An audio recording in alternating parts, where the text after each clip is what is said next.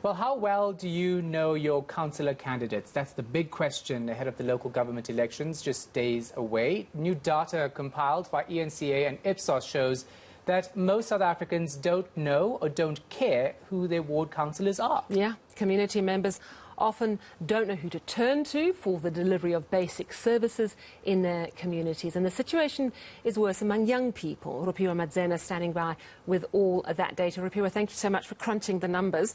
So let's look at the provincial split, because it's quite interesting. Only 3 of the 9 provinces indicate people actually know and engage with their ward councillors. That's right. I mean, you'd think there'd be a little bit more, given that people are constantly complaining about the lack of service delivery, right? But it looks like people don't really care. And just to give you a little bit of context here, this is data rather that we're going to be unpacking in the days leading up to elections. This particular wave of data was done using telephonic interviews where over 3,000 people were called, and the survey was done around 1,500. So this is the data that's come out of here. So if we take a look at those 3 provinces, it's the Northwest, the Northern Cape, as well as Limpopo. These are the provinces that most engage with their community leaders or ward councillors. And this is quite important because it's very interesting, rather. These are the provinces with the least populations. So if we take a look at the ones that are more populous,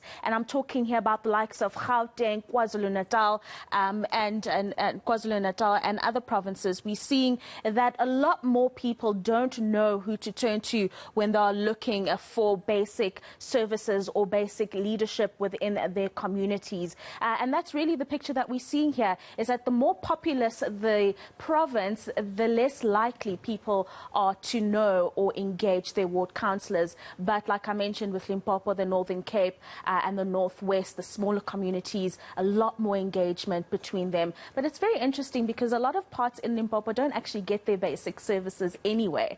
But I suppose that's a story for another day. Yeah, it's interesting. And I suppose my immediate thought on seeing that is that, well, you've got so many people crammed together that it might be easy to sort of lose track of who your person is, and that person might not be able to help everyone who complains.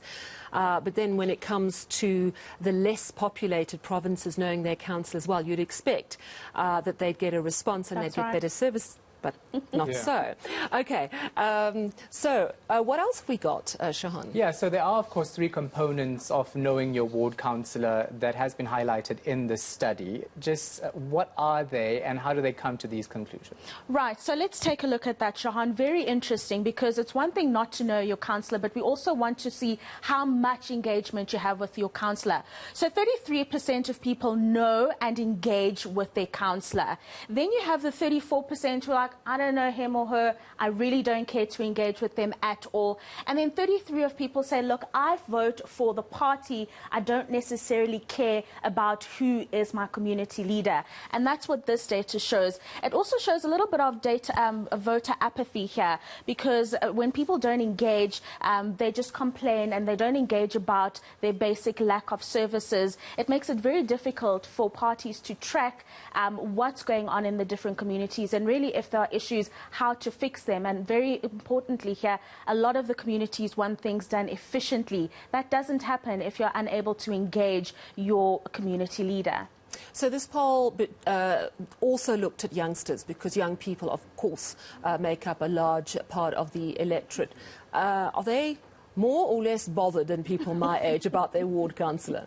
Less bothered. So it's actually quite interesting. Young people really just don't care. And you'll see this at the polls on the 1st of November, the engagement of young people when it comes to voting. Many of them are not even registered to vote. So this kind of correlates all the age groups that were used in this particular study. And I want to focus on the area between ages 18 and 24 and 25 to 34. That's my cohort of people, my generation of young people.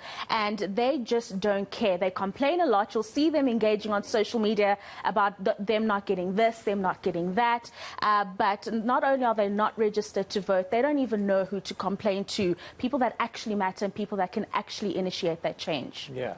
Wow. I wonder, the young people thing is interesting, and we were chatting to Yan Hubert, one of our election analysts, before the show about exactly this issue. And I was saying to him, is it perhaps because young people are moving around? You know, you're either in digs or you're at res or you're still at home, but you're staying over there, and you don't necessarily feel that rooted in that younger age group. And then perhaps as you get older and you buy a house and you realise it's important, your investment. So I suppose it makes sense to a certain point of view as well. Well, thank you very much for crunching those numbers for us, Rofhiwa Madzena.